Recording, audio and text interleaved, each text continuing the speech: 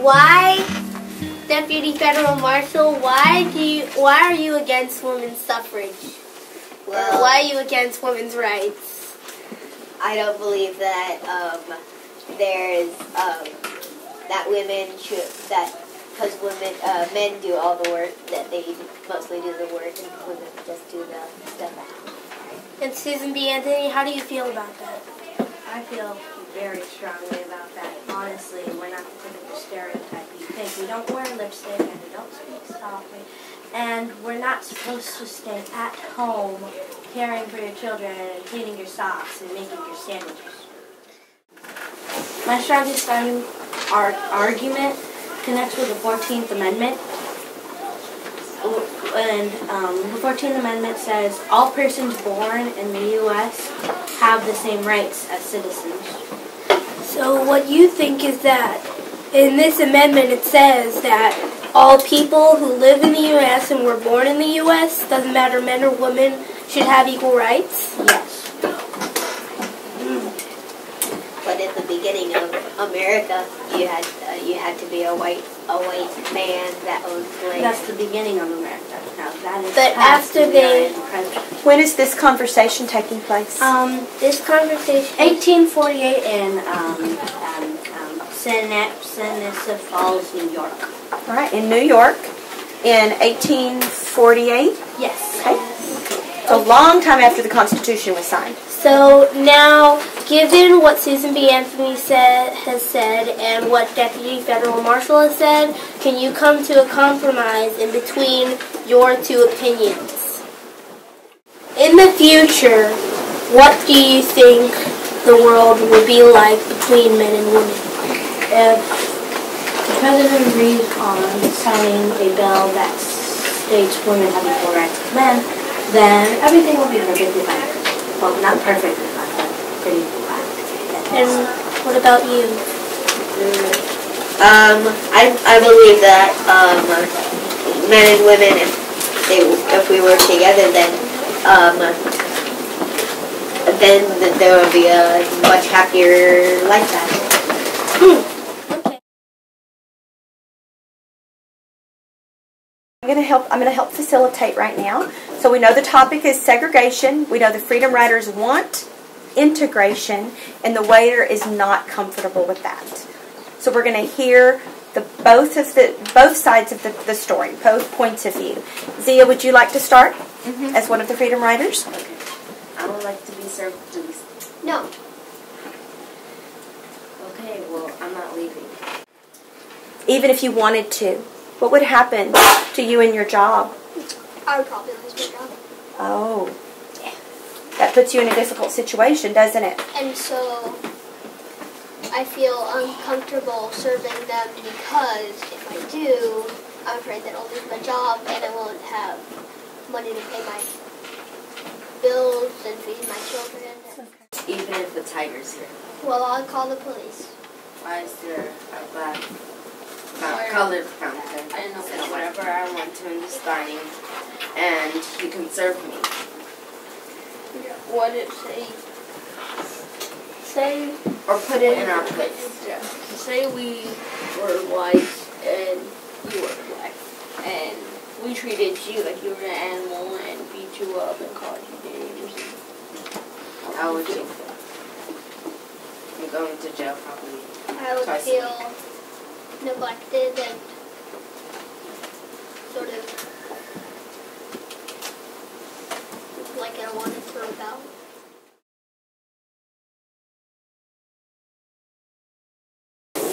Today our topic is about the Children's March. I am your mediator, Marty Godwin Marcus, and I will be mediating this talk. Today our guests are Veronica the police and Gwen Webb, one of the children marchers. Today is May 1st, 1963. So, Gwen, why did you go to the Children's March when your parents said not to? Well, I went to D-Day because when Martin Luther King came to our church and said, does anybody want to volunteer to go to jail with me? None of the women stood up, so why couldn't the kids do it? So we stood up, but Martin Luther King said no. And You thought going to jail meant freedom? Well, it's because we have a plan. If we fill up the jails, none of the other black people will get arrested. So, being locked up is called freedom to you? No, if it goes with freedom, it's the best.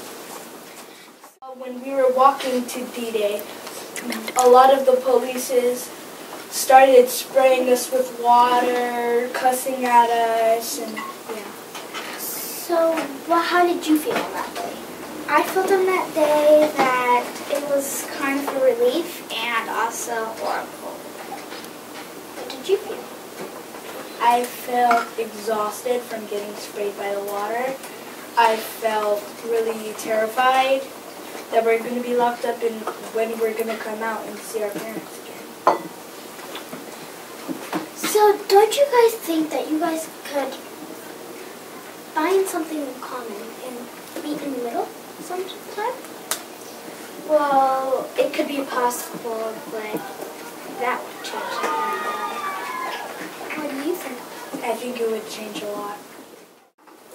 What in my life made segregation make it okay for me is that as I was like around 16, mid-20s, I felt I was like living around people where it says white signs only and blacks only, and so it got normal to it.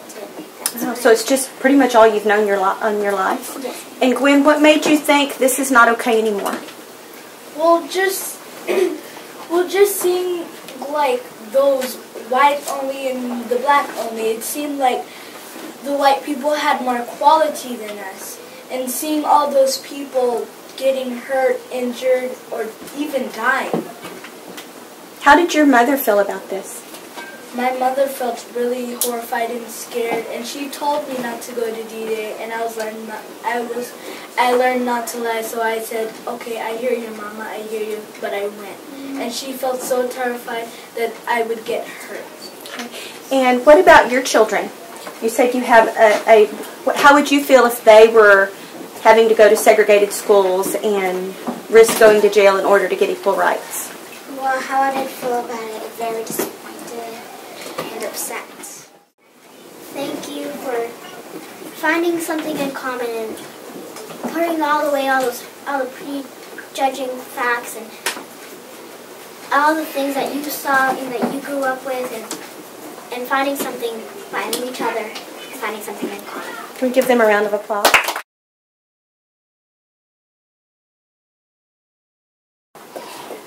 Hi, my name is Michaela Lovinggood, and today we're here with Rosa Parks. My feet were hurting from work, so I didn't want to walk, so I got on the bus, and I sat behind the colored section, and then a man walked in, and the bus driver, he needed a seat, so the bus driver wanted to take my seat for him, and he moved the colored section behind me, and I said no, and then he called the police.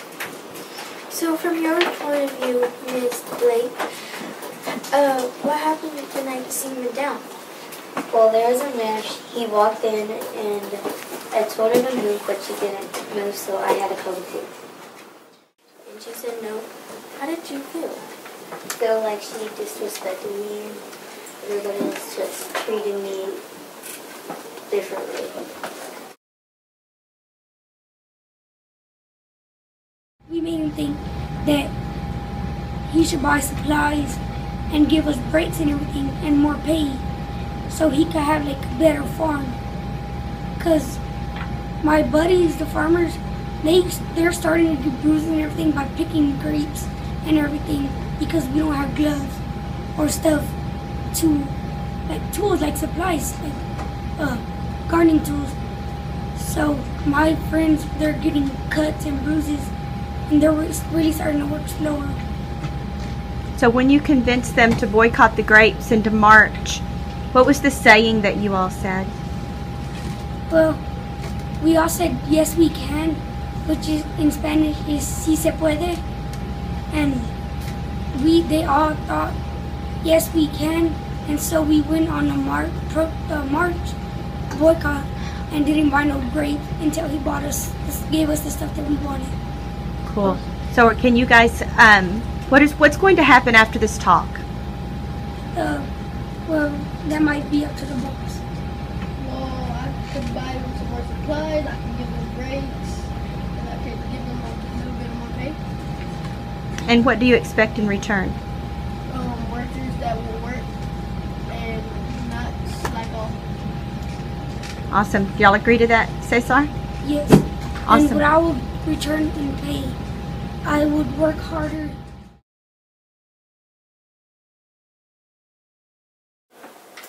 So is there a lesson you could learn from the bus boycott that could help y'all come to a compromise where you could be able to be inside and eat at the lunch counter, since he's showing some empathy, and then you would not lose your job? Is there something that y'all could work together to help make happen that would solve both of your problems? Maybe he could try to serve us, and then if you're fired, I'll try to talk to your boss and get your job back, or you can work.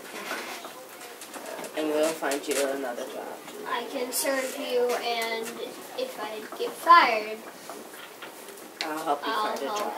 Yeah, I'll help you boycott.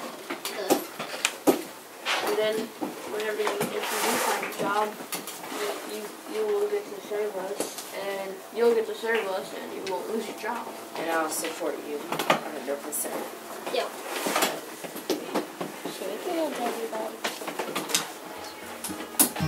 Nicely done.